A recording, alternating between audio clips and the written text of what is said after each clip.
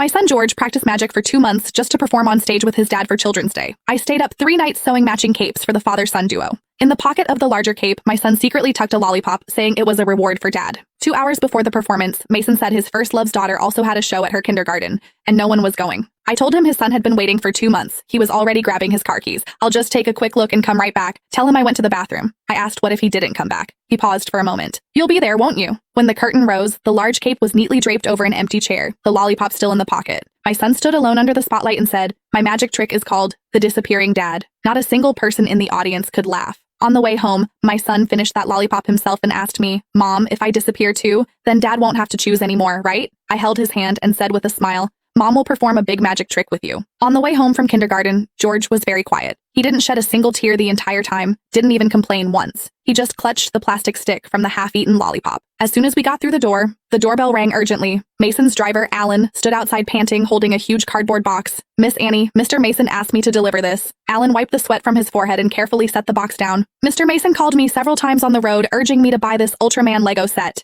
He said he left in a hurry and was afraid George would be upset.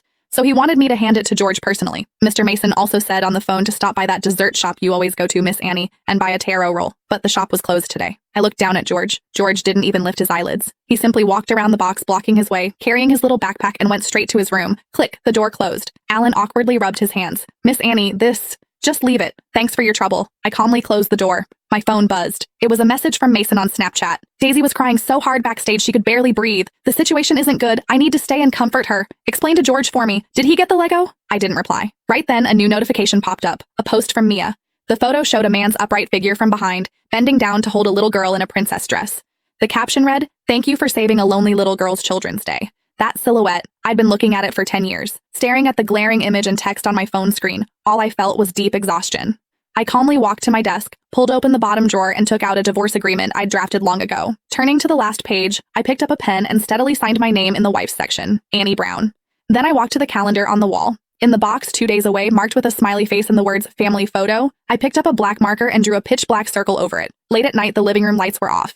I sat on the sofa with scissors, the red cape I'd spent countless sleepless nights sewing draped across my lap. Blood from needle pricks had stained the lining, all to create the perfect father-son performance. The scissors mercilessly tore through the fabric. Golden tassels fell in 2 pieces onto the carpet. I cut and cut mechanically until the cape that held months of my son's anticipation became a pile of scraps. I swept them all into the trash. At 2 a.m, the sound of the password lock came from the door. Mason pushed open the door, smelling faintly of alcohol, exhaustion written all over his face.